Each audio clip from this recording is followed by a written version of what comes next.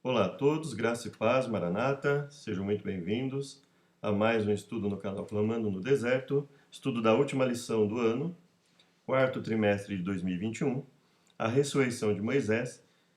Apesar da lição ter como título a ressurreição de Moisés, ela vai falar pouco sobre a ressurreição de Moisés, ela vai mais colocar a posição da Igreja Adventista, né, a respeito que acredita, assim como alguns outros comentaristas, na ressurreição de Moisés, mas ela vai falar ela vai focar outros assuntos, né? Ela vai falar sobre outros assuntos, inclusive a questão do pecado de Moisés, né?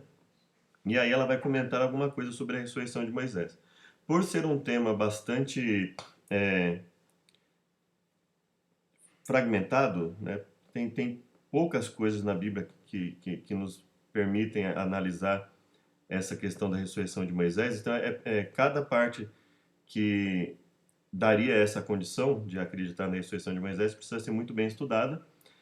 Não vai ser feito isso, né, no estudo dessa lição, mas eu vou tentar fazer um estudo, um apanhado sobre os argumentos favoráveis, talvez alguns contrários à ressurreição de Moisés também, e comentar a respeito deles para que nós tenhamos aí um embasamento, né, algum embasamento para entender essa questão e por que nós acreditamos na ressurreição de Moisés. Então vamos começar com um verso para memorizar que é: Contudo, nem mesmo o arcanjo Miguel, quando entrou em conflito com o diabo e discutia a respeito do corpo de Moisés, ousou pronunciar sentença difamatória contra ele. Pelo contrário, disse: O Senhor repreenda você. Judas 9. Judas 9 é porque é o versículo 9, né? Judas, ele é um livro com basicamente um capítulo apenas, né? Ele só tem basicamente uma página.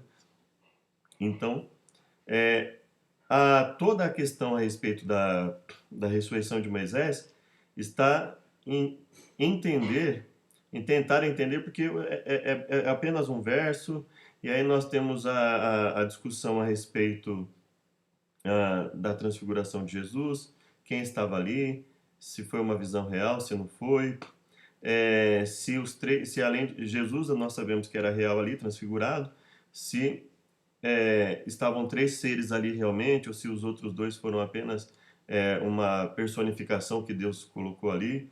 Então, tudo isso tem a ver com essa questão, mas a lição ela não trata disso. A lição basicamente ela apenas comenta, né, coloca esse verso como essa discussão judicial como uma discussão que a princípio ela só faz sentido se nós realmente, né, por que outro motivo se discutiria a respeito do corpo de Moisés se não fosse pelo direito de ressuscitar? Então, essa basicamente é um argumento que nós temos em função da consideração que nós temos do que Deus faz na Bíblia, né? Ou seja, a Bíblia diz que Deus não é Deus de mortos, mas de vivos, etc. Então, mas tudo isso pode ser usado para um lado ou para outro, né? Mas, de qualquer forma, uma das discussões que se tem é por que Deus, né, permitiria que Miguel discutisse a respeito do corpo de Moisés se não fosse para ressuscitá-lo, né? Isso é uma coisa que foge, fica muito difícil imaginar, né? Quer dizer, Satanás queria usar o corpo de Moisés, manter o corpo de Moisés sem se desintegrar, para que ele usasse para a idolatria, né? Então é uma coisa assim que fica um tanto vaga, né? É uma coisa assim que nós não encontramos nenhum apelo bíblico condizente com essa posição. Então, por isso que, em parte, por causa disso, nós acreditamos que essa discussão não faz sentido se não for por outra coisa que não a ressurreição. Mas é um assunto que nós vamos tentar analisar com mais profundidade num vídeo específico a respeito disso, e aí nós vamos tentar conversar um pouco a respeito. Como Ellen White expressou, Moisés sabia que iria morrer sozinho, não seria permitido a nenhum amigo terrestre acompanhá-lo em suas últimas horas. Havia um clima de mistério e solenidade em torno da cena que estava perante ele, que fazia com que sentisse um aperto no coração. A mais severa prova era separar-se do povo de quem havia cuidado e a quem demonstrara tanto amor. Povo com o qual seu interesse e sua vida tinham estado unidos durante tanto tempo. Contudo, Moisés havia aprendido a confiar no Senhor e, com inquestionável fé, entregou sua vida e seu povo à misericórdia e ao amor de Deus. Então, uma das ênfases da lição claramente é o quê? Que Moisés confiou em Deus com uma fé inquestionável, ou seja, mesmo nos momentos que ele falhou, e Deus foi duro com ele, né? Bastante duro, né? Principalmente considerando os padrões atuais, que as pessoas imaginam como sendo é, justiça e misericórdia, por exemplo, né? E Moisés ali, ele, apesar de tudo, apesar da sua tristeza, ele não ousou é, desconsiderar ou questionar ou murmurar em função ali da decisão de Deus a respeito do que ocorreria com ele, porque ele confiava em Deus, que fosse pouco depois ali da sua morte, fosse no juízo vindouro, independente do que viesse a acontecer com ele, ele sabia, né, considerando o momento que ele estava naquele momento, ele sabia que Deus tinha preparado para ele algo muito melhor, inclusive do que aquela terra prometida, né? Deus daria condições para ele de no juízo vindouro se apropriar de algo muito melhor que aquilo, inclusive. Então, apesar da sua tristeza, né, a tristeza dele fica evidente quando ele conversa com Deus a respeito do assunto, mas ele se manteve temente a Deus, confiando nas promessas de Deus e na justiça de Deus.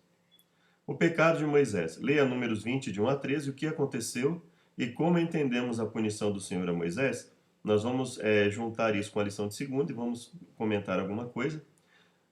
Vamos ver aqui alguns comentários da lição. Observe, porém, as palavras de Moisés ao bater na rocha 2 vezes. Agora escutem, rebeldes. Será que teremos, né, teremos, no caso, ele se referindo a ele e Arão, né? Teremos de fazer com que saia água desta rocha para vocês? Notamos ira em sua voz, pois ele os chamou de rebeldes. Não seria a questão da ira em si, até porque não seria a primeira vez que Moisés estaria irado com o povo, né?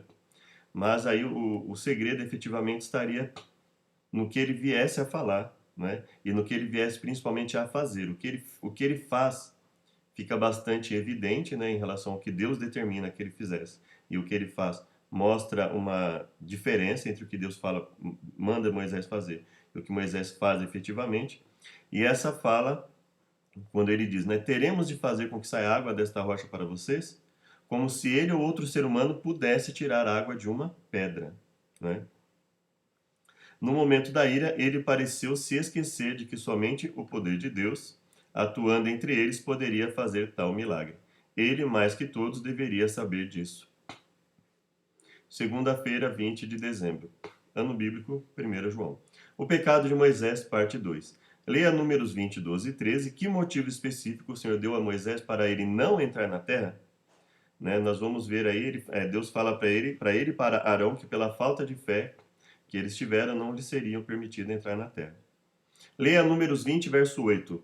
O que o Senhor disse a Moisés que fizesse e o que ele fez? Números 20, 9 a 11. O verso 9 mostra Moisés pegando o bordão com o Senhor, como o Senhor lhe havia ordenado. Porém, no verso 10, em vez dele falar com a rocha, da qual a água teria então fluído, como expressão surpreendente do poder divino, Moisés a feriu não uma, mas 2 vezes. Sim, bater em uma pedra e tirar água dela foi um milagre, que Deus permitiu que ocorresse, apesar da falha de Moisés. Então, nesse momento, Deus teve ainda a misericórdia de Moisés, Deus não o envergonhou publicamente, não permitindo, por exemplo, que o resultado ocorresse, o resultado de sair água da rocha, né? Mas certamente não tão surpreendente quanto apenas falar com ela e ver o mesmo acontecer. Claro, superficialmente, pode parecer que o julgamento divino sobre Moisés foi extremo, quer dizer, foi além do necessário, por exemplo, né? Depois de tudo, pode parecer, né, que esse julgamento foi além do necessário.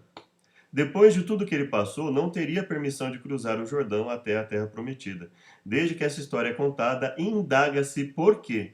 Por um ato precipitado, o que ele esperava por tanto tempo lhe teria sido negado. Realmente é algo muito difícil, né? E nos coloca aí diante de uma posição bem diferente entre muitas vezes o que nós achamos que Deus é e o que ele realmente venha a ser. Que lição os filhos de Israel devem ter aprendido com o que aconteceu com Moisés? Evidentemente, quando eles viram que a Moisés, o líder deles, que estava ali andando, que tudo que eles conseguiram foi em função de Deus estar ali com Moisés, ali auxiliando a Moisés em tudo que ocorreu. Vendo que com o seu líder foi dada essa punição, imagina como eles devem ter ficado preocupados, temerosos com o futuro deles mesmos, né? Então, ou seja, vamos aí prestar atenção em como vamos nos comportar diante de Deus, porque ficou bem claro aí que a nossa rebeldia, se com Moisés aconteceu isso, imagina conosco, em função da nossa rebeldia, né? Muitos do povo ali possivelmente ficaram ali temerosos, né? Ainda que viesse a ser em alguns deles um sentimento egoísta e não uma verdadeira disposição em entender o que estava acontecendo e se voltar para Deus, mas com certeza o medo deve ter pairado ali no momento que eles descobriram que nem Moisés nem Arão iriam entrar na terra prometida. Chegando os filhos de Israel, toda a congregação ao deserto de Zim, no mês primeiro, o povo ficou em Cádiz, e Miriam morreu ali e ali foi sepultada. Então, nesse momento, Miriam falece, né? Então, e aí vamos ver, olha o desenrolar da coisa. Nesse momento, antes desse evento, Miriam já havia falecido ali. Ela falece ali pouco antes desse evento. E não havia água para a congregação. Então se reuniram contra Moisés e contra Arão.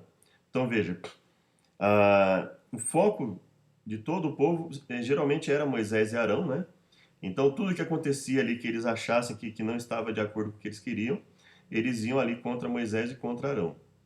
E o povo contendeu com Moisés, dizendo: quem dera tivéssemos perecido. Olha só que fala. Olha só que fala impensada. Quem dera tivéssemos perecido quando pereceram nossos irmãos perante o Senhor. Quem dera tivéssemos morrido quando nossos irmãos caíram mortos perante o Senhor. Porque vocês trouxeram a Assembleia do Senhor. Por que vocês trouxeram a Assembleia do Senhor a este deserto para que nós e os nossos rebanhos morrêssemos aqui? Olha que fala difícil, porque veja, não era simplesmente uma questão de, eles não elogiavam Moisés, a gente às vezes quando alguém elogia é bom, mas quando ninguém fala nada, não, eles não estavam elogiando, não estavam omissos, eles estavam extremamente ingratos em relação a tudo que Moisés, com o poder de Deus, evidentemente, suportou com eles ali. E Moisés e Arão, inclusive, né? Porque vocês nos tiraram do Egito e nos trouxeram para esse lugar terrível? Aqui não há cereal, nem figos, nem uvas, nem romãs, nem água para beber. Moisés e Arão saíram de diante da assembleia para a entrada da tenda do encontro e se prostraram, rosto em terra, e a glória do Senhor lhes apareceu. Moisés e Arão saíram de diante da assembleia para a entrada da tenda do encontro e se prostraram, rosto em terra, e a glória do Senhor apareceu. E o Senhor falou a Moisés, dizendo: toma a vara e ajunta a congregação, tu e Arão, teu irmão, e falai a rocha perante os seus olhos. E dará a sua água. Assim lhes tirarás água da rocha e darás a beber à congregação e aos seus animais. Então veja, o que Deus falou para ele. Deus não fez nenhuma repreensão ao povo, né? Deus poderia, evidentemente, fazer uma repreensão posterior. Não havia problema nenhum em Moisés repreender o povo pelo que eles estavam fazendo, né? Mas o que se tem em mente é como ele fala, e como isso está, perdão, está diretamente relacionado à sua ação. Ele fala e age, e a forma como ele agiu, a diferença da forma que ele agiu mostra, ou indica ao menos, né, que a sua fala, no momento em que ele falou com o povo, ele já não estava mais falando de acordo com a vontade de Deus. O que ele estava falando estava provindo dele, né? Porque a ação dele foi imediatamente posterior à fala, e a sua fala tem algo muito preocupante ali, muito triste ali, né? Quando ele diz, então Moisés tomou a vara, assim como Deus tinha dito, né? Diante do Senhor, conforme ele tinha ordenado. E Moisés e Arão reuniram a congregação diante da rocha, assim como Deus falou, né? Olha, reúna a comunidade diante desta e fale aquela rocha. Então reuniram a comunidade, pegaram a vara, conforme Deus tinha falado. Até aqui eles estavam falando conforme a vontade de Deus.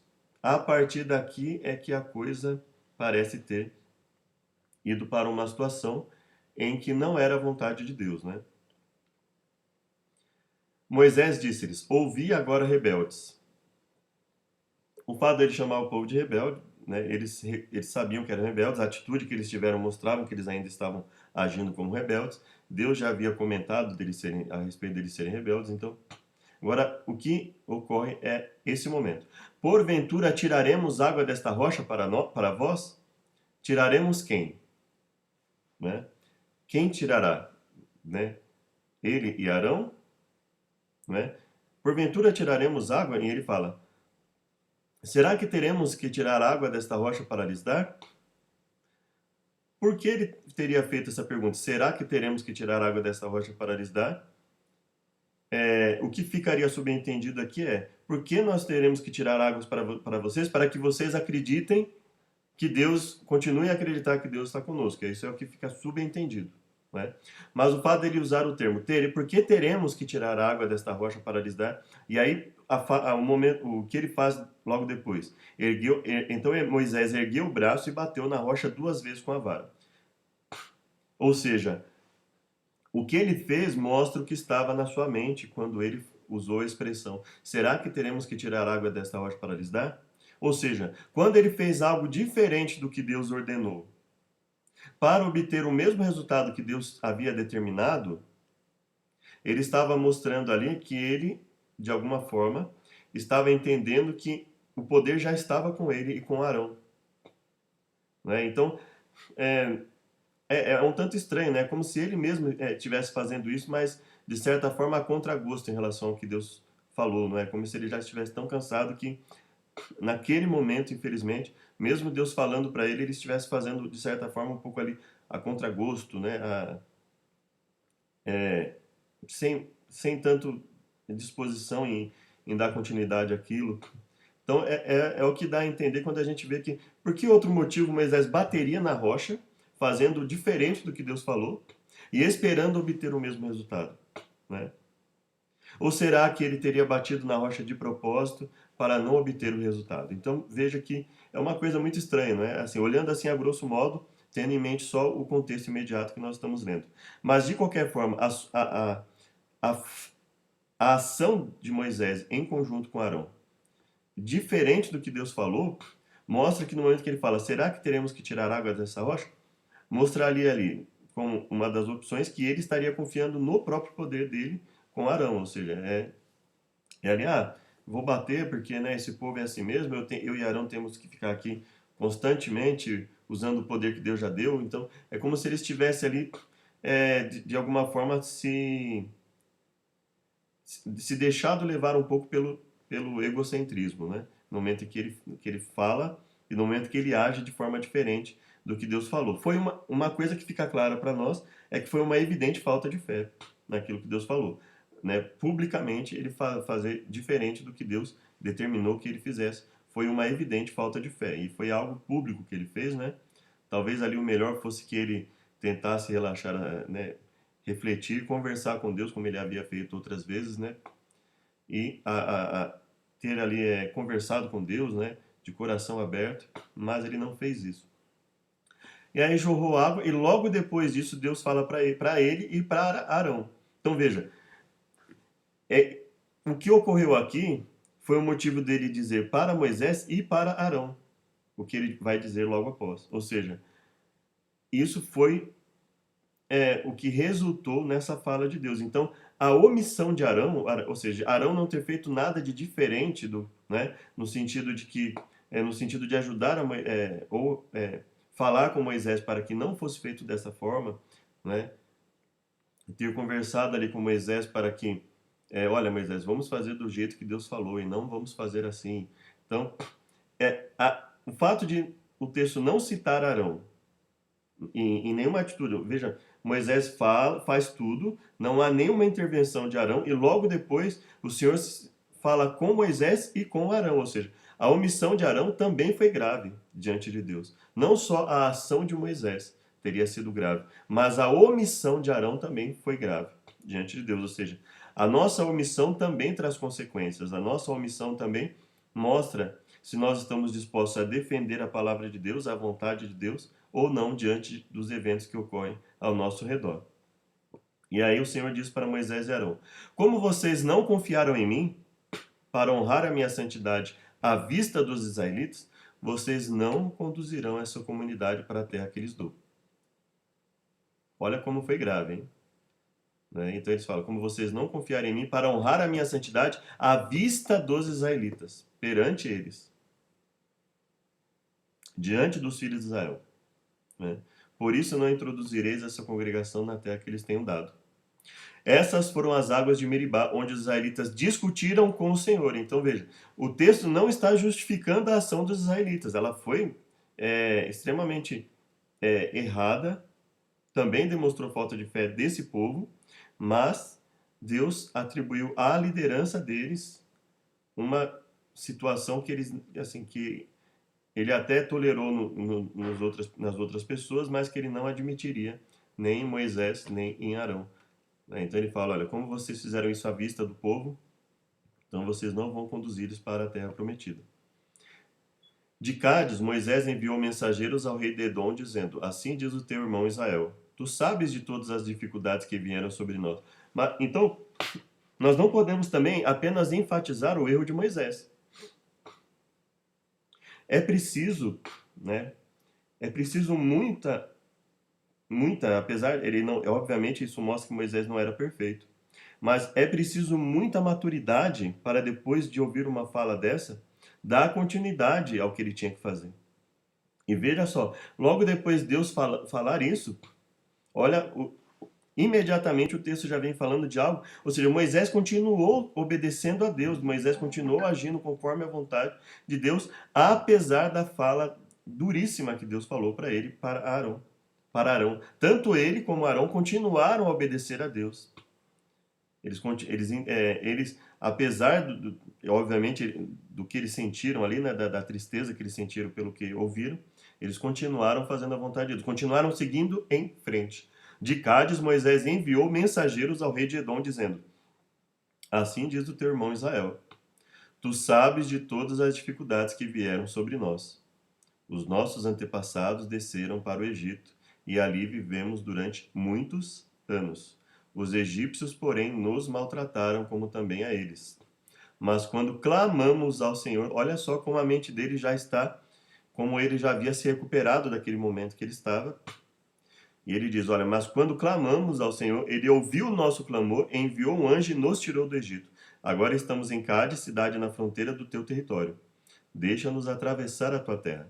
Não passaremos por nenhuma plantação ou vinha, nem beberemos água de poço algum. Passaremos pela estrada do rei e não nos desviaremos nem para a direita nem para a esquerda. Ou seja, eles passariam por um único caminho. O povo, aquele povo e aquele reino poderia claramente verificar a veracidade do que eles estavam falando. E ele fala, mas Edom respondeu, vocês não poderão passar por aqui. Se tentarem, nós os atacaremos com a espada. E os israelitas disseram, iremos pela estrada principal. Se nós e os nossos rebanhos bebermos a tua água, pagaremos por ela. Queremos apenas atravessar a pé e nada mais. Mas Edom insistiu, vocês não poderão atravessar. Então Edom os atacou com um exército grande e poderoso. Visto que Edom se recusou a deixá-los atravessar o seu território, Israel desviou-se dele.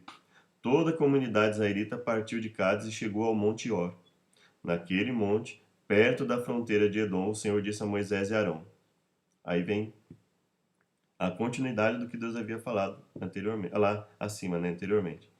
Arão será reunido aos seus antepassados. Então, naquele momento, Arão sabia que ele não daria continuidade à sua jornada. Não entrará na terra que dou aos israelitas, porque vocês dois se rebelaram contra a minha ordem. Arão será recolhido a seu povo, porque não entrará na terra que tenho dado aos filhos de Israel, porquanto rebeldes fostes à minha ordem, nas águas de Meribá. Quando ele fala rebeldes fostes, porque ele está falando da rebeldia ali, não do povo especificamente, mas da rebeldia de Arão e Moisés. E ele considerou a omissão de Arão como uma rebeldia, olha só. Leve Arão e seu filho Eleazar para o alto do monte Or. Tire as vestes de Arão e coloque-as em seu filho Eleazar, pois Arão será reunido aos seus antepassados, ele morrerá ali. Moisés fez conforme o Senhor ordenou. Subiram o Monte Hor à vista de toda a comunidade. Moisés tirou as vestes de Arão e as colocou em seu filho Eleazar. E Arão morreu no alto do monte. Depois disso, Moisés e Eleazar desceram do monte. Ora, Moisés tirou as vestes de Arão e as colocou em seu filho Eleazar. E Arão morreu no alto do monte. Depois disso, Moisés e Eleazar. Então ele estava acompanhado aqui, né, no momento que ele morreu. Moisés e Eleazar desceram do monte. Quando toda a comunidade soube que Arão tinha morrido, toda a nação de Israel pranteou durante 30 dias. Então veja que a, a fala de Deus ela não envolveu só Moisés, ela envolveu Moisés e Arão. Arão faleceu nesse momento e Moisés sabia também que ele não entraria. Ele já sabia que não entraria, então imagine a mente de Moisés, né? Acabou de perder a irmã, perdeu o irmão e agora também ele sabia que não iria entrar. Já dissemos ou fizemos coisas em momentos de ira, crendo que isso fosse justificado? Eu pelo menos já fiz, né? Não sei vocês, mas acredito que vocês também já tenham feito.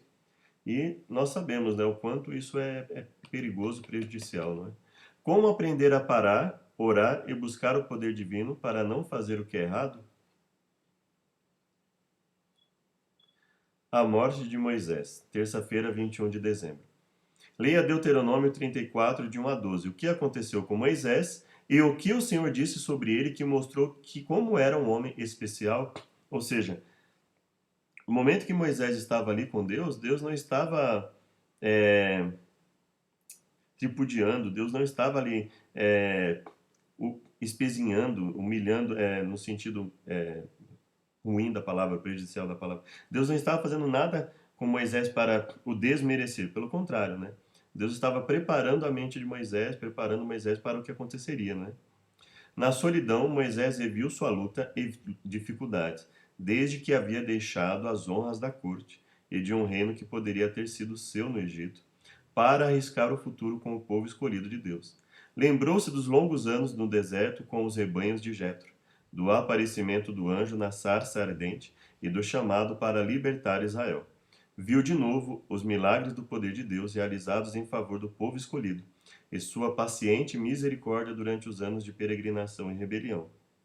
Apesar de tudo que Deus tinha feito pelo povo, apesar das próprias orações e dos esforços de Moisés, apenas 2 de todos os adultos do vasto exército que deixou o Egito foram considerados dignos de entrar na terra prometida.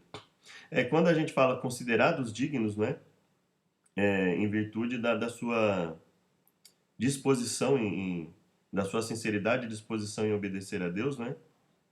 Veja que, apesar de tudo, muitos dos que iriam entrar não eram dignos nesse aspecto, né? Então, ou seja, mas como Deus, ele muitas vezes ele usa punições, inclusive de modo didático, ele usou a punição da geração anterior, dizendo que daquela geração eles não entrariam, e essa geração poderia entrar, mas veja que eles estavam no momento em que eles sabiam que se eles continuassem da sua rebeldia, poderia haver uma outra punição em relação a eles também. Ou seja, eles sabiam que se aquilo aconteceu com Moisés, com outros deles poderia acontecer esse impedimento também. E mesmo estando na terra prometida, Deus havia falado para eles que isso não os isentaria dos juízos de Deus em função de uma rebeldia. Então veja que eles tinham noção de que entrar na terra prometida também não era sinônimo de que nada aconteceria com eles, que seria uma entrada e incondicionalmente eles ficariam lá bem e não aconteceria nada. Não. Isso dependeria de como eles agiriam, mesmo dentro da terra prometida, posteriormente. Né? Revendo os resultados de seus trabalhos, sua vida de provações e sacrifícios, Moisés tinha a impressão de que quase tudo havia sido em vão. Não havia como Moisés, parado onde estava, ter visto tudo que o Senhor... Deixa eu só... esse trecho que eu li agora há pouco foi de Ellen White, Patriarcas e Profetas, páginas 471 472. Não havia como Moisés, parado onde estava, ter visto tudo que o Senhor lhe apontou, de Moabe a Dan, de Naftali, e assim por diante. Ellen White esclareceu, foi uma revelação sobrenatural, não apenas da terra, mas de como seria depois que tivessem tomado posse dela. Quando nós olhamos Moisés ali sozinho, nós vemos que tudo que aconteceria a partir dali seria sobrenatural, né? Inclusive o seu sepultamento seria algo sobrenatural. Era como se Deus estivesse provocando Moisés, cutucando a ferida. Você poderia ter estado aqui se tivesse me obedecido. Eu não vejo dessa forma que Deus estivesse cutucando Moisés, né? Deus estava permitindo que ele visse ali o resultado daquilo, né? Que apesar dele não poder entrar, que havia algo muito bom preparado para o povo, ele teria a oportunidade de contemplar aquilo. E Deus, conhecendo o seu servo, ele sabia que apesar da tristeza de Moisés, Moisés sabia que ele não ficaria, o fato dele não entrar não significava que ele estaria desamparado, né? Então, eu não vejo como que né? Era como se Deus estivesse provocando Moisés, né? E isso pode ser, evidentemente, eu acredito que o autor teve essa colocação, talvez, a impressão que se dava é que Deus estaria fazendo isso, né?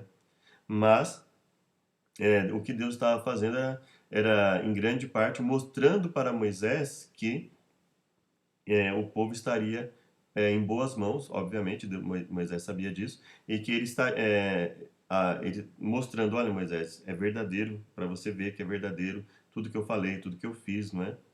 Então, eu acredito que o foco de Deus não era necessariamente mostrar, olha, você poderia ter estado aqui, porque sem entrar, Moisés já sabia disso, né? Mas que no sentido de que, até porque Moisés chegou a falar para Deus, né, olha, risca-me do livro da vida, se for o caso, ali intercedendo pelo povo.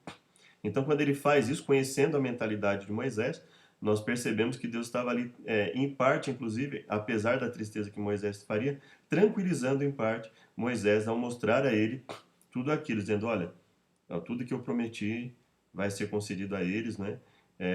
A minha promessa não vai voltar atrás, apesar de tudo que aconteceu, apesar de você não entrar lá, eu vou cumprir a minha promessa. Ou seja, o que fica subentendido aí, Moisés? Não se preocupe, né?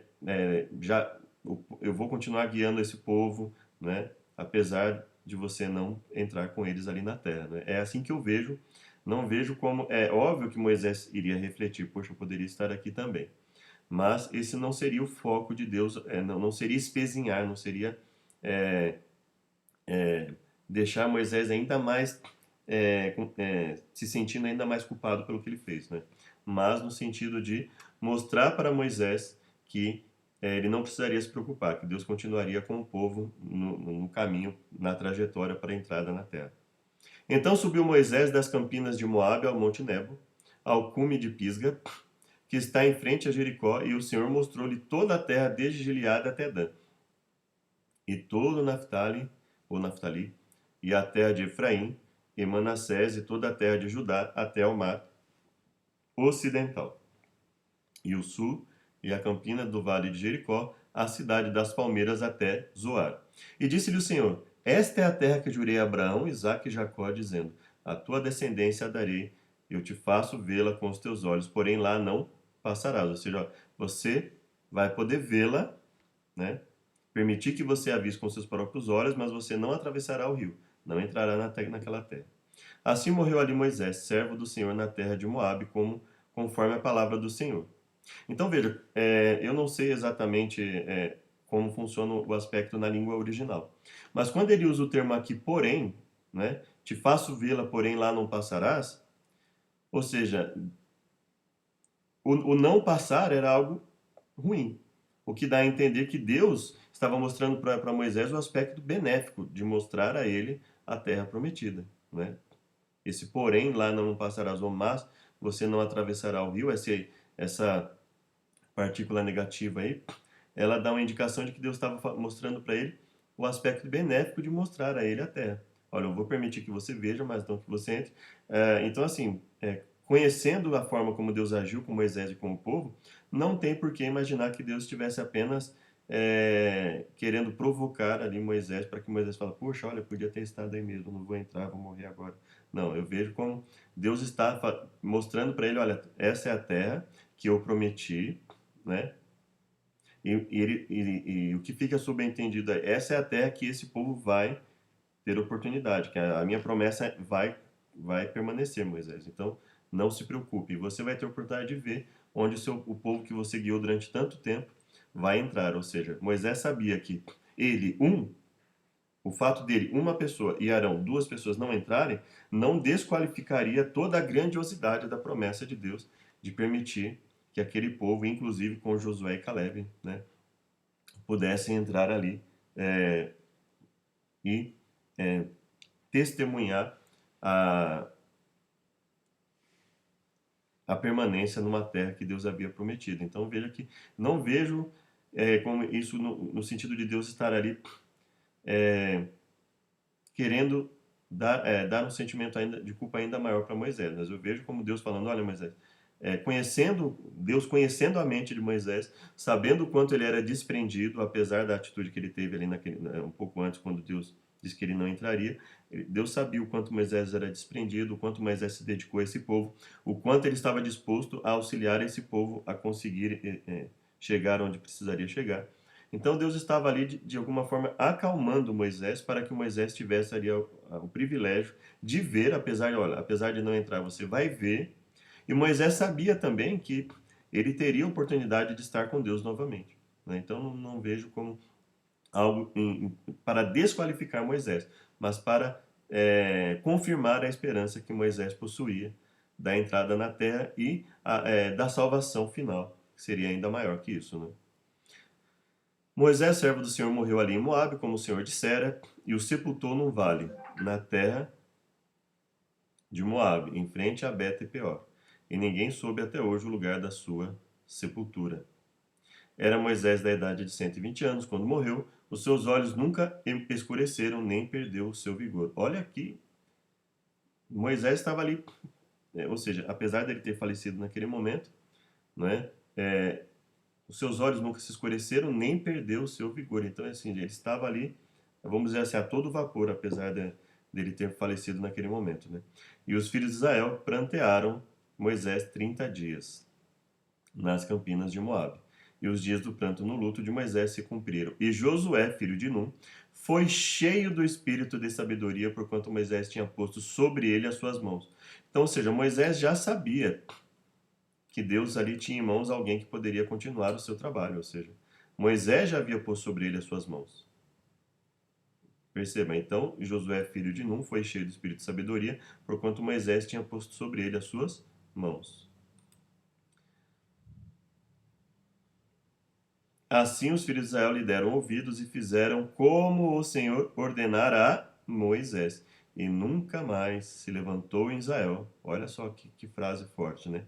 E nunca mais se levantou em Israel profeta algum como Moisés, a quem o Senhor conhecera face a face. Nem semelhante em todos os sinais e maravilhas que o Senhor o enviou para fazer na terra do Egito, a Faraó e a todos os seus servos e a toda a sua terra. E então, em toda a mão forte, em todo o grande espanto que praticou Moisés aos olhos de todo Israel. Então, veja que aqui, longe de desqualificar Moisés, falou: apesar do que ocorreu, nós não devemos nos esquecer do quanto Moisés foi uma pessoa desprendida, uma pessoa que confiou em Deus, que se deixou utilizar pelo poder de Deus em todo aquele trajeto. Quarta-feira, a ressurreição de Moisés. Leia Judas 9. O que aconteceu? Como esse texto explica a aparição de Moisés posteriormente no Novo Testamento, não é tão simples assim, né? Esse texto explicando a aparição de Moisés, assim, existe uma série de fatores que precisam ser considerados para que nós possamos ter uma junção desses textos, né? O que nós temos em mente é, crendo que Judas 9, que o verso 9 de Judas, se refere à ressurreição de Moisés, isso nos ajuda a enxergar aquele evento com Jesus como um evento em que ele teria aparecido ali fisicamente, né? Em pessoa, aparecido ali. Então, concluir que Judas 9 se refira à ressurreição de Moisés nos ajuda a enxergar o evento da transfiguração, ali no momento em que Jesus ali conversa com ele, como um evento em que não só Jesus estava ali em pessoa, mas que Moisés também poderia estar ali em pessoa. Seu último pecado conhecido, tomar para si a glória que era de Deus, foi o mesmo tipo de pecado que excluiu Lúcifer do céu. Subirei acima das mais altas nuvens e serei semelhante ao Altíssimo. A disputa sobre o corpo de Moisés, subentendido o corpo de Moisés, né, deve ter ocorrido porque Cristo estava reivindicando para Moisés a ressurreição prometida. A disputa sobre o corpo deve ter ocorrido porque Cristo estava reivindicando para Moisés a ressurreição prometida. Em consequência do pecado, Moisés tinha caído sob o poder de Satanás. Por seus méritos, era um legítimo cativo da morte. Contudo, foi ressuscitado para a vida imortal pelo direito que tinha a ela em nome do Redentor. Moisés saiu do túmulo glorificado e ascendeu com seu libertador à cidade de Deus. Ellen White, Patriarcas e Profetas, página 479. Então vamos ler ali, né? Ali o livro de Judas. Judas, servo de Jesus Cristo, irmão de Tiago, aos chamados, santificados em Deus Pai e conservados por Jesus Cristo. Misericórdia e paz e amor vos sejam multiplicados. Amados, procurando eu escrever-vos com toda diligência acerca da salvação comum, tive por necessidade escrever-vos e exortar-vos a batalhar, perdão, a batalhar pela fé que uma vez foi dada aos santos. Porque se introduziram alguns que já antes estavam escritos para esse mesmo juízo, homens ímpios, que convertem em dissolução a graça de Deus. Olha só, porque se introduziram alguns que já antes estavam escritos para esse mesmo juízo, homens ímpios que convertem em dissolução a graça de Deus e negam a Deus, o único dominador e Senhor nosso, Jesus Cristo. Negam a Deus, o único dominador e Senhor nosso, Jesus Cristo. Pois certos homens, cuja condenação já estava sentenciada há muito tempo, infiltraram-se dissimuladamente no meio de vocês. Esses são ímpios. Transformam a graça de nosso Deus em libertinagem e negam Jesus Cristo, nosso único soberano e Senhor. Mas quero lembrar-vos, como a quem já uma vez soube isto, que havendo o Senhor salvo um povo, tirando da terra do Egito. Então veja bem a tônica do livro de Judas, hein? Mas quero lembrar-vos, como a quem já uma vez soube isto, que havendo o Senhor salvo um povo, tirando da terra do Egito, destruiu depois os que não creram. Embora você já tenha conhecimento de tudo isso, quero lembrar-lhes que o Senhor libertou um povo do Egito, mas posteriormente destruiu os que não creram. E a que se refere o não creram? A mera crença intelectual? Não. Ele fala dos que não creram em relação à rebeldia. Os atos de rebeldia foram que revelaram que eles não creram, ou seja, não existe fé sem obras. A Bíblia não existe na mentalidade bíblica uma fé sem obras. Não existe como você falar em fé sem falar em obras. Não existe, porque uma está aliada à outra. Não existe como falar uma pessoa que crê em Deus e ao mesmo tempo dizer que ela converte em libertinagem a graça de Jesus Cristo. Não existe, né? Ou seja, veja que no pensamento de Deus não existe isso. Então, dentro dessa tônica, né, de obediência versus rebeldia, de conversão e dissolução da graça de Deus, né, versus batalhar pela fé que uma vez foi dada aos santos, aí ele fala: aos anjos que não guardaram o seu principado, mas deixaram a sua própria habitação, reservou na escuridão e em prisões eternas até o juízo daquele grande dia. Ou seja, ele está falando, olha, não existe como associar desobediência à salvação. Não existe salvação fora da obediência. Não existe salvação fora da obediência. Então perceba que, mas isso é salvação pelas obras. Não, isso é a demonstração de como a Bíblia considera a graça de Deus. Ou você aceita a palavra de Deus pelo que a Bíblia diz, ou você vai desenvolver um monte de preconceitos na sua mente para interpretar o que a Bíblia diz. O que a Bíblia está deixando bem claro é: não existe salvação em desobediência voluntária. Não existe salvação em rebeldia. Ou seja, a obediência não é uma liberalidade ao cristão. Então é nessa tônica que ele está falando a respeito ali da questão, ou seja, ele está falando no contexto de salvação e perdição, obediência versus desobediência. E obviamente ele está se referindo aqui à desobediência voluntária, à rebeldia, né? E aí ele fala: reservou na escuridão e em prisões eternas até o juízo daquele dia, assim como Sodoma e Gomorra. E as cidades circunvizinhas, que, havendo-se entregue à fornicação como aqueles, e ido após outra carne, foram postos por exemplo. Exemplo da condição dos desobedientes voluntários, sofrendo a pena do fogo eterno. E contudo também esses, semelhantemente adormecidos, contaminam a sua carne e rejeitam a dominação e vituperam as dignidades. Então veja, ele está falando no contexto de salvação e perdição. Ele está falando, e aos salvos, quando você fala em salvação, como que aqui a Bíblia associa a salvação? Ao contexto da ressurreição, né? Ao contexto Ressurreição é o contexto de, olha, a perdição do, quando vai ocorrer a, no momento da volta de Jesus, por exemplo, ocorre a ressurreição dos salvos, ocorre, verifica-se ali que os perdidos não vão ter uma nova oportunidade, né? Então é nesse contexto em que ele está falando. Nesse contexto de salvação e perdição, nesse contexto de obediência e desobediência, ele fala: mas o arcanjo Miguel, quando contendia com o diabo, ou quando disputava, né, quando estava disputando com o diabo, acerca do corpo de Moisés, então veja, por que ele falaria de uma contenda a respeito do corpo de Moisés, em um contexto de salvação e perdição, né? Veja, ele está falando da disputa a respeito do corpo. Não se está discutindo se Moisés está salvo ou perdido aqui, né? Mas a respeito do corpo. Por que motivo, dentro do contexto de salvação e perdição, se disputaria a respeito do corpo de Moisés se não fosse para a permissão de que ele fosse ressurreto, né? Que Deus pudesse ressuscitá-lo e ele pudesse usufruir daquilo que Deus está preparando para o seu povo. Então, é apenas uma reflexão para nós, né? É uma reflexão, veja, dentro de todo esse contexto, né? Por que outro motivo Judas falaria a respeito de uma disputa judicial, né? Dessa contenda entre Miguel e o diabo, e essa disputa judicial a respeito do corpo de Moisés, se não fosse para se referir ao fato de que que Deus teria ressuscitado Moisés para usufruir das bênçãos dadas aos salvos. Então, é mais uma reflexão para que nós tenhamos em mente que, dentro do contexto, existe uma indicação de que sim, não vamos pensar, é coerente pensar que essa disputa se refira a algo muito além de simplesmente quem fica, se Satanás ficaria com o corpo de Moisés ali morto, para que ele pudesse usar como bem entendesse, uma coisa que não, a disputa de Deus com relação a Satanás sempre envolve o quê?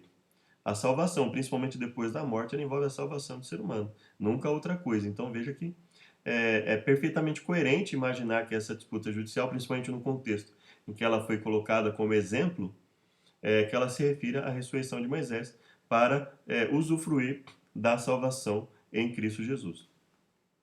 Esses, porém, dizem mal do que não sabem, e naquilo que naturalmente conhecem, como animais irracionais se corrompem. Esses, porém, dizem mal do que não sabem, e naquilo que naturalmente conhecem, como animais irracionais se corrompem. Ai deles, porque entraram pelo caminho de Caim, foram levados pelo engano do prêmio de Balaão, e pereceram na contradição de Coré. Esses são manchas em vossas festas de amor, banqueteando-se convosco, e apacentando-se a si mesmos sem temor. Olha a gravidade de você se opor ao ensino claro da palavra a respeito de, olha, analise a graça exatamente como ela deve ser analisada. Não converta a graça em dissolução, em libertinagem diante do povo. Né? Tome muito cuidado, a graça não foi dada para esse fim. Ondas impetuosas do mar, que escumam as suas mesmas abominações, estrelas errantes, para os quais está eternamente reservada a negrura das trevas. Então veja que aqui nós temos o quê? Nós temos que Deus falando, olha, evite pronunciar juízo de maldição, né, diante dessa situação. Né? Mas, no entanto, veja como ele trata essas pessoas. Ele fala como animais irracionais. Então, quer dizer, definitivamente, a questão do juízo de maldição não diz respeito a você chamar o pecado pelo nome e nomear exatamente uma pessoa que está ali querendo deturpar o caminho de Deus. Ele está dizendo claramente, olha, pessoas que falam mal do que não sabem, e naquilo que naturalmente conhece como animais racionais se corrompem, né? Aqui, esses tais difamam tudo que não entendem, e as coisas que entendem por instinto, como animais racionais, nestas mesmas coisas se corrompem. As coisas que entendem por instinto, como animais racionais, nestas mesmas coisas se corrompem. Então ele fala, olha, muito cuidado, né? Não pense que isso a dissolução da graça em libertinagem não é algo simples, não, é algo extremamente grave, né? E então, e aí ele fala, olha, o próprio Miguel a disputar com o próprio inimigo, né, nesse quesito, né? Então, se ele está falando sobre graça, deturpação do conceito de graça, salvação em virtude disso, Então, veja que tudo isso leva a uma coerência muito grande em se analisar essa disputa judicial. Ele colocar essa disputa judicial, e ele coloca como algo que as pessoas leriam e entenderiam o que ele estava falando, né? Então veja que tudo nos leva a crer que ele está falando no contexto de é, esclarecer que Moisés teria ressuscitado. E destes a quem ele fala, que são ondas impetuosas, que escumam as suas abominações, ele fala, destes profetizou também Enoque, o sétimo depois de Adão, dizendo, eis que é vindo o Senhor com milhares dos seus santos, para fazer juízo contra todos, e para condenar dentre eles todos os ímpios, para fazer juízo contra todos e condenar dentre eles todos os ímpios, por todas as suas obras de iniquidade, por todas as suas obras de impiedade que impiamente cometeram, e por todas as duras palavras que ímpios pecadores disseram contra ele. Vejam, o Senhor vem com milhares dos seus santos para julgar a todos e convencer a todos os ímpios a respeito de todos os atos de impiedade que eles cometeram impiamente, e acerca de todas as palavras insolentes que os pecadores ímpios falaram contra ele. Esses são murmuradores, queixosos da sua sorte, andando segundo as suas concupiscências, e cuja boca diz coisas muito arrogantes, admirando as pessoas por causa do interesse. Mas vós, amados, lembrai-vos das palavras que vos foram preditas pelos apóstolos de nosso Senhor Jesus Cristo, os quais vos diziam que nos últimos dias haveria escarnecedores que andariam segundo as suas ímpias concupiscências. Então, o contexto da disputa de Moisés está no contexto de uma fala que ela contrasta a atitude dos ímpios em relação à compreensão e atitudes em relação à graça divina e a atitude dos salvos. Esse é o contexto em que essa fala foi colocada. Escarnecedores que andariam segundo as suas ímpias concupiscências, esses são os que a si mesmos se separam, sensuais, que não têm o Espírito. Mas vós, amados, edificando-vos a vós sobre a vossa santíssima fé, orando no Espírito Santo, conservai-vos a vós mesmos no amor de Deus, esperando a misericórdia de nosso Senhor Jesus Cristo para a vida eterna. E apiedai-vos de alguns, usando de discernimento, e salvai alguns com temor, arrebatando-os do fogo, odiando até a túnica manchada de carne. Ora, aquele que é poderoso para vos guardar de tropeçar, e apresentar-vos irrepreensíveis com alegria perante a sua glória. Ao único Deus sábio, Salvador nosso, seja glória e majestade, domínio e poder, agora para todo sempre. Amém. Então veja, ele está falando a respeito de mostrar os salvos, apresentá-los irrepreensíveis perante a glória de Deus, ao mesmo tempo que ele fala de apresentar os ímpios em condenação. Então veja, dentro desse contexto, apresentar os salvos irrepreensíveis perante a sua glória, ou seja, ele está falando evidentemente do evento da ressurreição dos salvos, né? Então, esse contexto, a princípio, ao menos no meu entendimento, ele mostra que,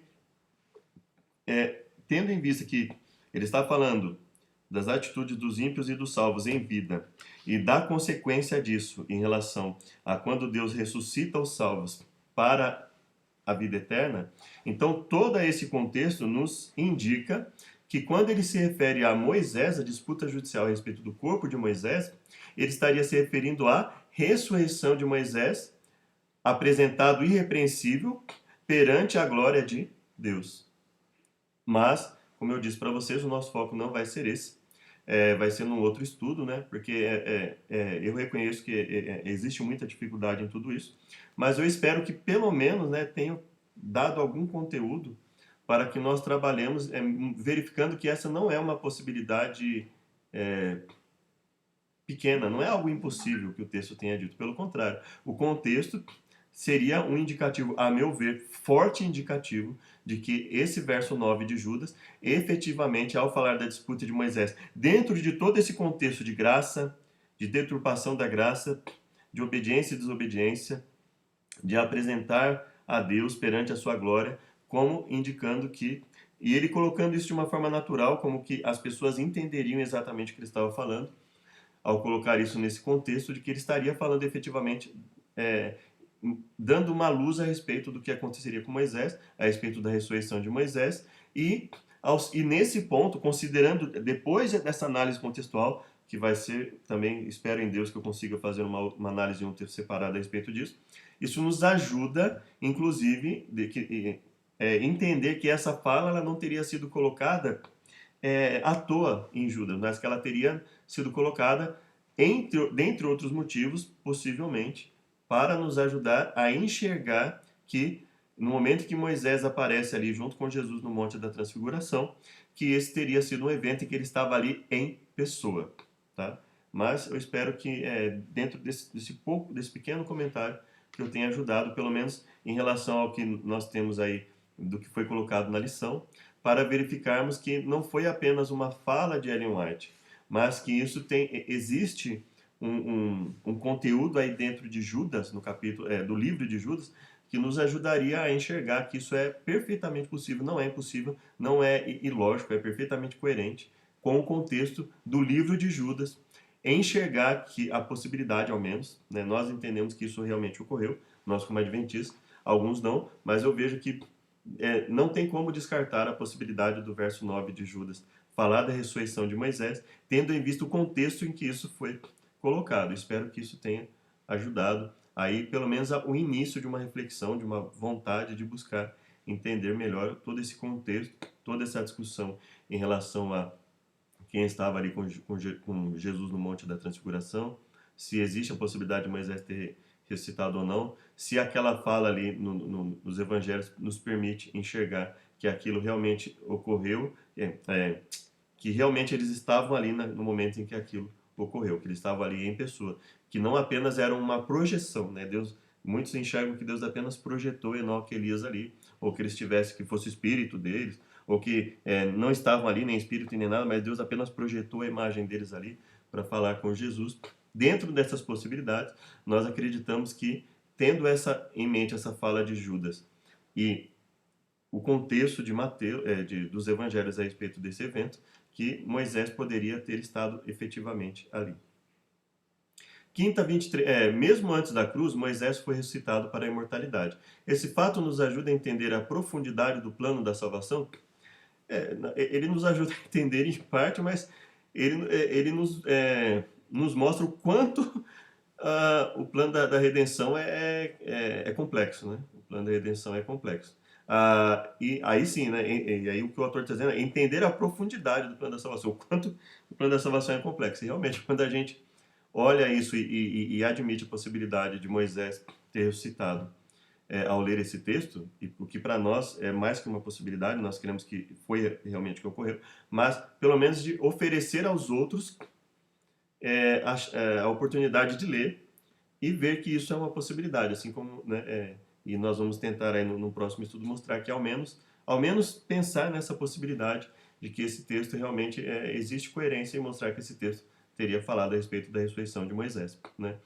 E isso mostra para nós como é profundo o plano da salvação, né? Porque veja, se entendendo que o plano se cumpre efetivamente em Jesus, não é? Então ele teria morrido e teria podido ressuscitar para permanecer ali, né? Mesmo Jesus não tendo morrido. Então existe uma série de, de desdobramentos, né? Uma série de situações que nós precisamos considerar ao pensar na ressurreição de Moisés. No entanto, considerando-a como um fato, né? Considerando que biblicamente isso efetivamente poderia sim ter ocorrido, né? É, enxergar que o plano da salvação, em alguns aspectos, ele vai além da nossa compreensão, a ponto disso, e o fato para ter ressuscitado Moisés, ter sido necessário uma disputa judicial, isso mostra para nós efetivamente o quanto o plano da redenção é complexo, o quanto é difícil, o quanto Deus considerou uma série de variáveis ao conceder para nós o plano da salvação e o como é difícil trabalhar com esse plano, tanto que ele precisou ali, disputa judicial nos dá a ideia de uma demonstração lógica, né? Uma demonstração que dentro de tudo que ele havia revelado ali, era permitido sim conceder que Moisés fosse ressuscitado. Então veja que isso realmente existem pontos aí que efetivamente nós não temos ainda, né? Deus, quem sabe um dia, ou que não seja aqui, mas no momento que estivermos com Deus, entendermos aí pelo menos ainda que não por completo, mas entendermos da melhor forma possível todo esse plano, né? Pelo menos o que for essencial a nós, é evidente que Deus vai nos mostrar, né? Que se não, ainda que não agora, mas no porvir. A ressurreição dos filhos de Deus. Com a luz adicional do Novo Testamento, a exclusão de Moisés da Terra Prometida não parece um grande castigo. Afinal, a Jerusalém Celestial é sua casa, uma morada muito melhor, com certeza. Não entrando no mérito de onde exatamente Moisés estaria, para não termos que entrar numa nova discussão, é evidente que se Moisés ressuscitou, ele está ali gozando da vida com Deus em algum lugar, tá? Independente para não entrarmos na questão de outras passagens bíblicas, né? Uma morada muito melhor, com certeza. É evidente que Moisés está num local que, considerando o tempo que ele já está lá, é muito melhor, inclusive, do que a terra em que ele estaria ali com o povo, né? Moisés foi o primeiro exemplo conhecido na Bíblia da ressurreição dos mortos. Enoque e Elias foram levados ao céu sem passar pela morte. Gênesis 5:24, 2 Reis 2:11. Veja que a lição, ela não está preocupada em demonstrar, ela está preocupada em nos mostrar que isso é uma crença que nós temos e que existem indícios disso, né? Enoque e Elias foram levados ao céu sem passar pela morte. Porque eu digo isso porque alguns não acreditam nisso, tá? É, então, para cada uma dessas falas, muitas vezes é preciso nós olharmos um pouco mais atento aos detalhes bíblicos ali para tentarmos montar todo esse quebra-cabeça e concluirmos e harmonizarmos algumas passagens que talvez não deem essa impressão e por isso alguns creem de uma forma diferente, né? Talvez não deem, não, me manifestei errado. Que a princípio, né, aparentemente, talvez não dariam essa impressão. Aparentemente, pelo menos, né? Então, por que nós dizemos aparentemente? Porque nós acreditamos que quando analisadas dentro do seu contexto, elas não anulam essa fala de que Enoque e Elias foram levados ao céu sem passar pela morte. Nós acreditamos que é possível harmonizar as passagens bíblicas sem deixar de crer nisso. Não se sabe por quanto tempo Moisés dormiu no pó, mas para ele não fez diferença. E por que a lição fala isso? Porque efetivamente nós não temos uma definição clara de quanto tempo teria durado essa disputa, quanto tempo Moisés teria ficado ali sepultado antes de Deus tê-lo ressuscitado. O que nós estamos buscando afirmar aqui basicamente existe um indício bíblico de que Moisés tenha ressuscitado, né?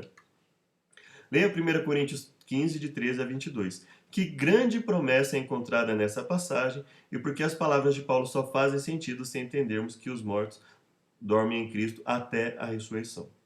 O comentário da lição por causa do que Cristo faria, Moisés foi ressuscitado, e por causa do que Cristo fez, se morrermos antes da volta de Jesus, nós também seremos ressuscitados. Em todo o livro de Deuteronômio, Moisés chama o povo de Deus a praticar fidelidade semelhante.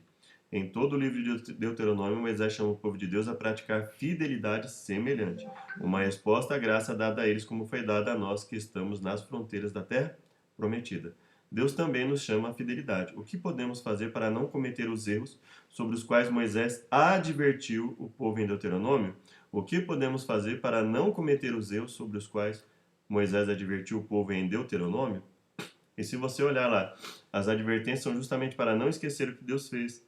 Não achar que pelo fato de Deus tê-los chamado, quando eles estavam ainda em uma situação de fragilidade, de desconhecimento sobre muitos pontos que Deus daria, que eles não devessem viver uma vida de obediência a Deus. Se você ler Deuteronômio, você vai ver que a tônica de Deuteronômio é exatamente essa, né? Busquem obedecer a Deus, isso é bom para vocês, isso traz vida, isso é necessário. Não é uma mera liberalidade a vocês. Vocês precisam obedecer, né? A obediência traz resultado X, a desobediência traz resultado Y, né? E claramente ele falando de uma desobediência voluntária, de uma rebeldia. Então ele fala que é justamente entrando naquele ponto em que está tudo interligado, né? Ou seja, não, aquilo que Judas falou, não convertam a graça de Deus em libertinagem. Ora, se prega que Cristo ressuscitou dentre os mortos, como dizem alguns dentre vós que não há ressurreição de mortos. E se não há ressurreição de mortos, também Cristo não ressuscitou. Ou seja, não há como dizer que Cristo ressuscitou e rejeitar a ressurreição de mortos. Paulo está fazendo um raciocínio lógico com eles ali, né? Olha, não tem como dizer acreditar que Cristo ressuscitou e não acreditar na ressurreição dos mortos. né? E se Cristo não ressuscitou, logo é vã a nossa pregação e também é vã a vossa fé. Então ele está dizendo assim, olha, se não acreditarmos que os mortos ressuscitam, então nós não acreditamos que Cristo ressuscitou. E se não acreditamos que Cristo ressuscitou, é em função da ressurreição dele que nós pregamos tudo isso. Então está tudo perdido. E assim somos também considerados como falsas testemunhas de Deus. Porque eu sei, por que falsas testemunhas? Porque se isso não é um ensino de Deus, e sabendo disso continuarmos a pregar dessa forma, somos falsas testemunhas de Deus. Então ele fala, não tem como escapar. Ou acreditamos para mantermos a nossa pregação e a nossa fé, ou rejeitamos a ressurreição de Jesus e tudo isso que Deus desenvolveu em nossa, aqui durante aos seus servos para pregar, porque aí tudo é falso. Pois testificamos de Deus, que ressuscitou a Cristo, ao qual, porém, não ressuscitou, se na verdade os mortos não ressuscitam. Ou seja, os mortos não ressuscitam, Jesus não ressuscitou, não existe esperança de vida eterna,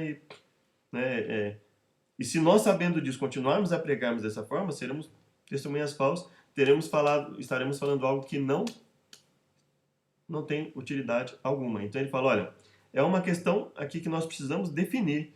Nós não podemos simplesmente nos calar, né? Não existe como pregar que existe e ao mesmo tempo que não existe a ressurreição de mortos dentro da mesma mensagem de fé na ressurreição de Jesus Cristo e na mensagem que ele trouxe. Não tem como, né, harmonizar essas duas falas totalmente contrárias uma à outra.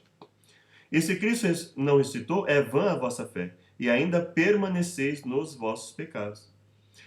E também os que dormiram em Cristo estão perdidos. Ou seja, olha, permanecemos nos nossos pecados, porque se o sacrifício de Cristo não serve, então nós temos orado aqui para Deus nos perdoar em função de Jesus Cristo, mas se ele não ressuscitou, então não tem valor algum a nossa oração. Quer dizer, Jesus nunca, a oração para que pelos méritos de Jesus nós fôssemos perdoados não teve utilidade. Então, tudo que nós pedimos aqui foi inútil, permanecemos nos nossos pecados. Se esperamos em Cristo só nesta vida, se esperamos em Cristo só nessa vida, se é somente para esta vida que temos esperança em Cristo e não para uma vida futura, pós-ressurreição, dentre todos os homens somos os mais dignos de compaixão. Veja que ele associa a crença na ressurreição a uma esperança no pós-vida. E não crê na ressurreição como uma esperança em Jesus só nesta vida. Então veja, ele não admite um estado intermediário em que nós estejamos espiritualmente vivos no céu. Veja que essa fala de Paulo, ela não tem sentido considerando que uma pessoa no momento que ela morre já estaria com Deus ali, gozando das delícias celestiais. Porque ele associa o aspecto da ressurreição a esperar em Cristo além dessa vida. E não crê na ressurreição como não esperar em Cristo além dessa vida. Veja que ele não existe, ele não considera nada fora disso. Ou cremos na ressurreição. E, portanto, cremos que estaremos na ressurreição, em Deus, né? Ali com Deus, vivendo as maravilhas de Deus, ou não acreditamos na ressurreição e esperamos em Deus só nessa vida. E aí ele diz, e nesse caso somos os mais miseráveis de todos os homens. Veja que esse raciocínio não teria sentido se houvesse um ensino a ser dado dizendo que, olha, os salvos em Deus, no momento que morrem, já estão com Deus, gozando das maravilhas celestiais. Mas, de fato, Cristo ressuscitou dentre os mortos e foi feito as primícias dos que dormem. Porque assim como a morte veio por um homem, também a ressurreição dos mortos veio por um homem. Veja que ele faz uma oposição entre morte e ressurreição. Ele não considera a morte como um mero estágio em que o corpo se separa de uma entidade espiritual que vai ao céu gozar com Deus. Não, ele fala, ó, a morte veio por um homem, a ressurreição dos mortos veio por um homem. Assim como todos morrem em Adão, todos serão vivificados em Cristo. E ele fala, todos serão vivificados em Cristo. Não estão vivificados em uma entidade espiritual agora. Veja que todo esse raciocínio de Paulo, ele não faz sentido em um contexto em que se admita que o ser humano morre, então a parte física perece, e uma entidade espiritual consciente vá ao céu e goze das maravilhas, porque ele fala claramente que não crer na ressurreição equivale a esperar em Deus só nesta vida. Ou seja, Ele não fala de nenhum estágio intermediário. Essa fala de Paulo simplesmente não teria sentido, porque fala, tudo bem, ele não crê na ressurreição, mas depois que ele morrer, aí ele vai estar espiritualmente com Deus lá, então não faz diferença. Perceba que é, ele fala claramente, olha, não crer na ressurreição equivale a esperar em Cristo só nesta vida.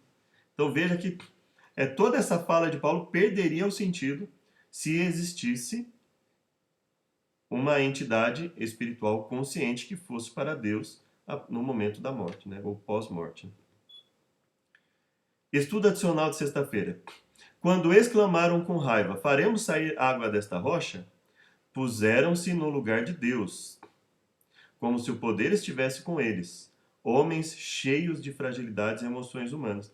Por que ela faz essa afirmação? Porque veja que a fala de Moisés ela é seguida de uma atitude que revela realmente isso, né? Ele vai, bate na rocha, para que saísse água da rocha, em uma atitude contrária ao que Deus colocou, né? Cansado da contínua murmuração e rebelião do povo, Moisés perdeu de vista seu auxiliador todo-poderoso e, sem a força divina, maculou o relato de seus feitos com uma exibição de fraqueza humana. É claro que nós não vamos considerar toda a vida de Moisés em função disso, mas também nós não podemos passar batido nisso, porque foi justamente esse o motivo de Deus. Foi imediatamente depois disso que Deus disse a Moisés e Arão que eles não entrariam na cidade prometida. Né? O homem que poderia ter permanecido puro, firme e abnegado até o fim de sua carreira acabou sendo vencido nesse particular, né? Ele não foi vencido na sua busca global de Deus. Ele foi vencido no sentido de que ele deixou de entrar na terra prometida, né? Mas ele não foi vencido na sua busca por Deus, na sua disposição em estar com Deus. Não foi nesse aspecto. Não é isso que ela está falando que ele foi vencido. Ele foi vencido nessa batalha que o impediu de entrar na terra prometida, nessa batalha em específico, né? Deus foi desonrado perante a congregação de Israel, quando devia ter sido engrandecido e exaltado. No Monte da Transfiguração, Moisés estava presente com Elias, que tinha sido trasladado.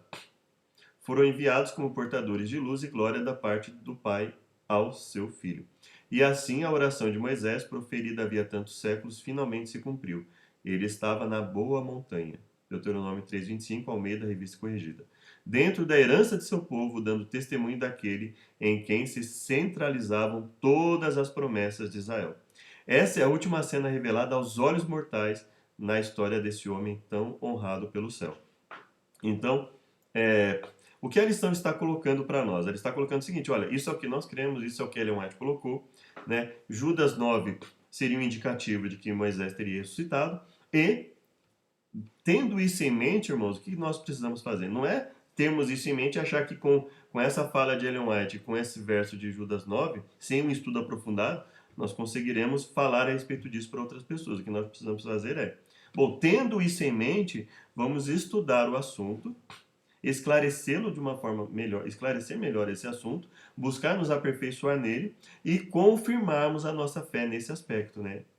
Existe possibilidade e analisando lá a transfiguração, é possível concluir o que Ellen White concluiu, obviamente inspirada por Deus. Moisés estava presente com Elias fisicamente presente ali, que eles estavam fisicamente ali.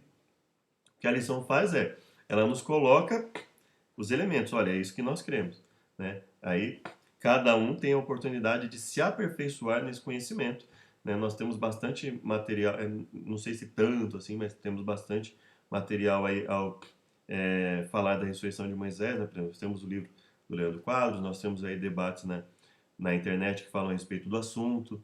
Então, é possível nós analisarmos os prós e contras e averiguarmos isso, mas basicamente a intenção da lição não foi demonstrar a ressurreição de Moisés biblicamente, foi nos apresentar uma crença, apresentar que nós, ao lermos Judas 9, em comparação com o que Ellen White diz, nós cremos que Moisés ressuscitou, que o evento do Monte da Transfiguração seria uma evidência disso, e isso nos ajudaria a explicar Judas 9. E Judas 9, em conjunto com o evento do Monte da Transfiguração, seriam elementos que, analisados em conjunto, nos ajudaria a crer que Moisés efetivamente ressuscitou e que ele teria aparecido ali fisicamente no Monte da Transfiguração.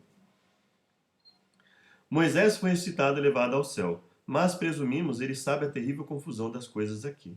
O restante dos salvos em Jesus Cristo ressuscitará depois que a luta na terra terminar. Deus foi sábio em planejar a nossa ressurreição para o futuro? Nós acreditamos que sim, né? Nós cremos pela fé que Deus planejou nossa ressurreição para o futuro, nós cremos que sim, né? Que isso aconteça em um momento futuro, e com isso ele está exercendo a fé de cada pessoa, né? Exercendo a nossa fé, confiar nele, confiar em virtude de tudo que já aconteceu, em que tudo que nós presenciamos em nossa vida, quando vivemos uma vida em fé na palavra de Deus, que ele também será fiel em cumprir essa promessa da ressurreição no futuro. E que a lição está apontando aqui seria o sentido seguinte, né? Nós sermos ressuscitados e sabemos de tudo que está acontecendo aqui, Deus poderia nos ressuscitar também e fazer o que, né? Enxugar dos olhos toda lágrima, né? Não permitir que isso afetasse nossa mente. Deus tem poder para tudo isso, mas efetivamente sim, nós cremos que Deus é sábio em planejar mesmo tendo em mente que a ressurreição ocorrerá só no juízo.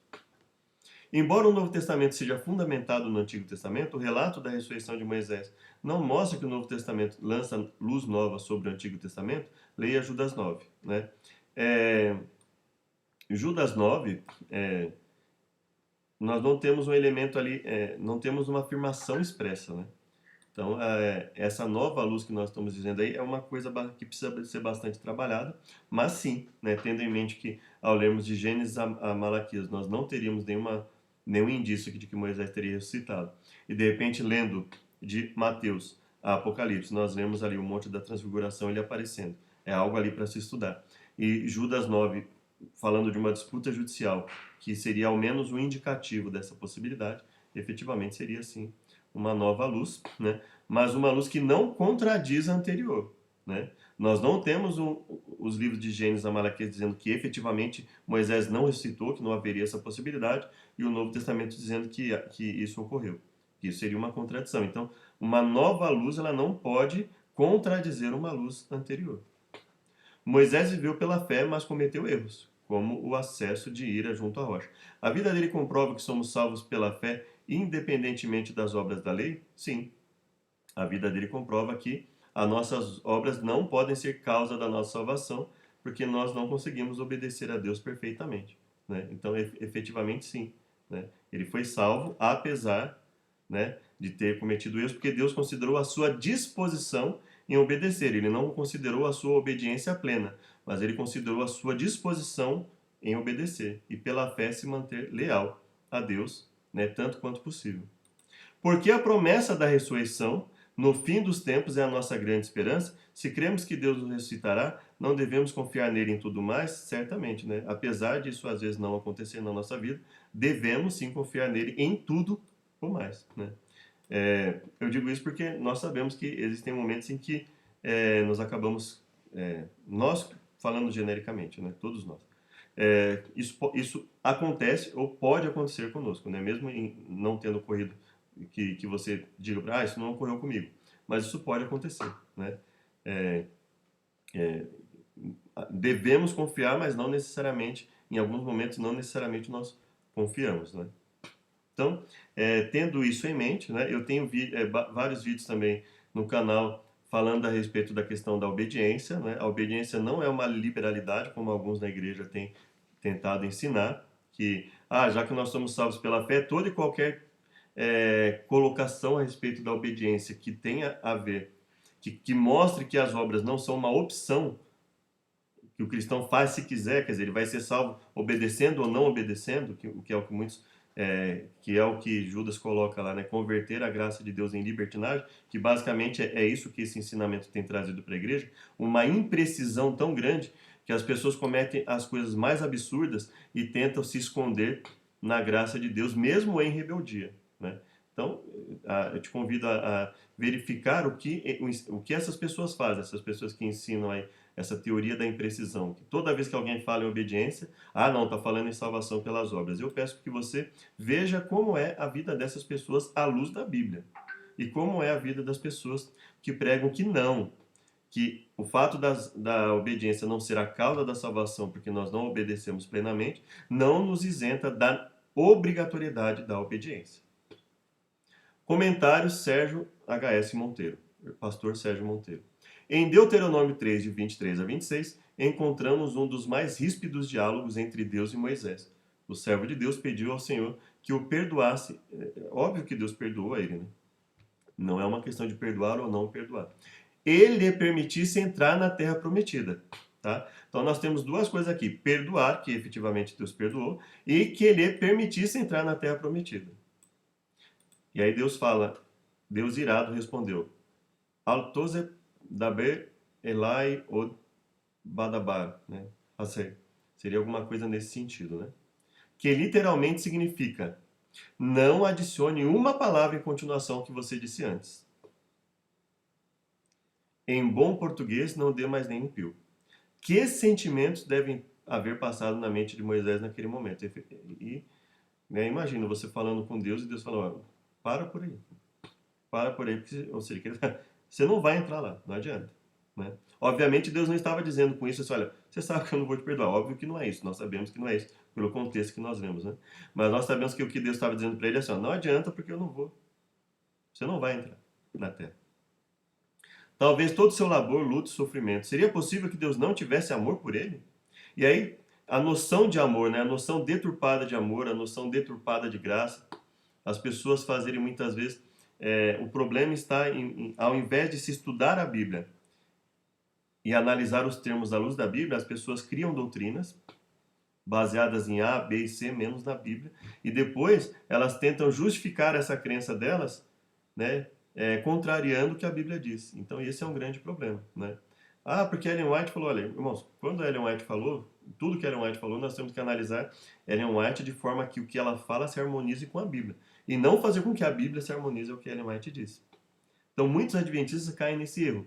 Pega um monte de texto de Ellen White e fica falando a respeito deles, sem muitas vezes comentar sobre o que a Bíblia diz a respeito do assunto, né? Quando na verdade eles deveriam fazer o que? Olha, vamos ler o que ela diz e harmonizar isso à luz do que a Bíblia diz. Isso não pode contradizer o que está claramente ensinado na Bíblia. Então esse é um grande problema também. E muitas vezes, nisso aí, principalmente no mau uso, não só da Bíblia, né, diversos lados da Bíblia, mas principalmente no mau uso de Ellen White, dado a quantidade de livros que ela escreveu, né, o conceito de graça, o conceito de amor pode ser extremamente deturpado. Né? Então essa pergunta é bastante cabível. Né? Seria possível que Deus não tivesse amor por ele? Tendo em mente a visão que muitos entendem hoje, que Deus tem de Deus hoje, do que é o amor de Deus, isso fatalmente viria à mente de muita gente. Né? Não, não pode ser. Né? Essa pergunta que ele não fez é repetida hoje, a cada momento em que Deus não age em conformidade com nossas expectativas e vontades. Quantas pessoas não se perguntam, né? Será que Deus não me ama porque Ele não age conforme o que nós queremos? Porque ao invés de nós buscarmos estudar a fundo a Bíblia para depois tirarmos conclusões a respeito do que ela ensina, nós conjecturamos e em cima do que nós já determinamos, buscamos versos isolados, como por exemplo a questão de que a graça invalida qualquer fala a respeito da necessidade de obediência a Deus, né? Que Judas claramente colocou ali como uma impiedade tremenda, conversão da graça em libertinagem. A noção de amor, né? Que amor, no amor não existe repreensão, no amor, se você repreende, é tomado como julgamento, como crítica. Então, essa deturpação tem feito com que dentro da igreja as pessoas muitas vezes se comportem de uma maneira pior do que se elas não tivessem conhecido nada do Evangelho.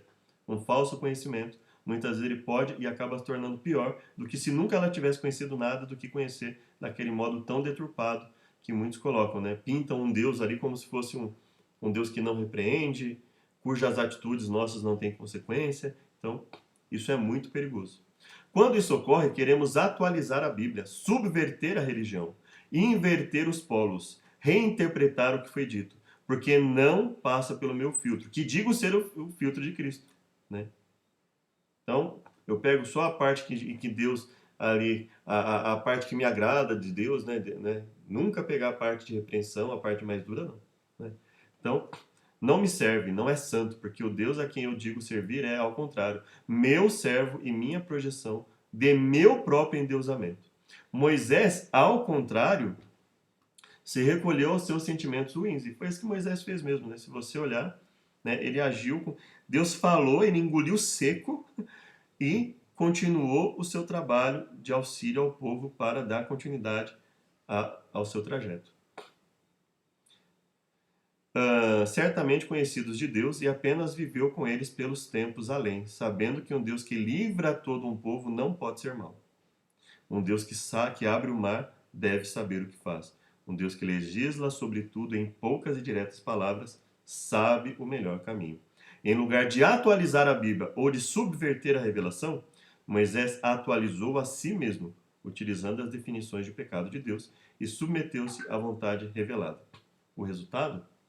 Em Deuteronômio 34, Moisés é chamado ao descanso. Ele é levado ao Monte Pisga e dali contempla toda a terra prometida.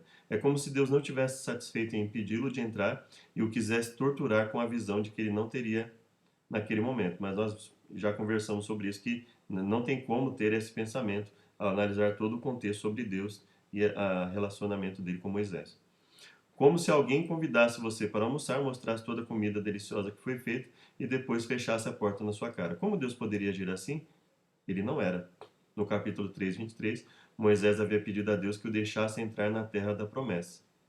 Pedir em hebraico é Vethanan, cujo valor numérico é de 515, um número que a tradição judaica diz se referir à quantidade de vezes que Moisés pediu para Deus lhe permitisse entrar na terra. E Deus diz 515 vezes não. Em Deuteronômio 34, Moisés pediu mais uma vez, 516, e Deus diz outra vez não. Mas como diz o Midrash, Deus tinha algo muito maior para Moisés. Sua recompensa no Olam Rabá, mundo vindouro, não esperaria até o mundo futuro para ocorrer. Ele seria ressuscitado logo após haver sofrido a consequência de seu pecado. Mateus 17, Romanos 5,14 e Judas 9. Ele representaria aqueles que, passando pela morte, seriam chamados de volta no estabelecimento do reino messiânico. Ele representaria aquele que venceria a morte de forma definitiva, pondo fim ao seu império doloroso. Romanos 5,14, 1 Coríntios 15, 21 a 23. Cristo, o Cordeiro de Deus, morto, mas vivo pelos séculos dos séculos. Apocalipse 5, 13 a 14. Mas mesmo sua morte seria incomum. No verso 5 de Deuteronômio 34, sua morte é descrita como ocorrendo al-pi Adonai, que literalmente quer dizer com a boca do Senhor. Os sábios de Israel entendiam que essa expressão indicava que Deus beijou Moisés antes de sua morte. Em um ato de profundo afeto, permitiu que Moisés o contemplasse e, no mais belo cumprimento do Salmo 117, acariciou seu rosto. Que fantástica forma de descansar! Vendo Deus, tocando Deus, recebendo um beijo de Deus, sendo ressuscitado por Deus. Portanto, nessa história em Deuteronômio, somos ensinados que o perdão não tira consequências terrenas, mas afasta resultados eternos para nossos atos impensados e pecaminosos. A graça alcançou Moisés, beijou Moisés, o fez descansar e o trouxe de volta à vida. A graça de Deus pode fazer o mesmo a cada um de nós e por todos nós. Shalom, Deus os abençoe, feliz semana a todos. Muito obrigado, gostaria de convidá-los para mais uma oração para encerrar. Obrigado, Pai, por mais uma vez ouvirmos a Tua Palavra e termos a oportunidade de entendê-la para obedecê-la da melhor forma, Pai. Esteja conosco, amplie nosso conhecimento sobre Ti, sobre a Tua mensagem, sobre essa lição também no decorrer da semana e nos outros dias também. Esteja conosco, nós te agradecemos, pedimos que nos dê um bom restante de semana, um bom fim de ano e uma vida em comunhão contigo, que possamos ser testemunhos vivos da Tua misericórdia, do Teu amor, da Tua santidade. Em nome de Jesus. Amém. Sejam muito bem-vindos. Até o próximo estudo. Graça e paz. Maranata. Shalom.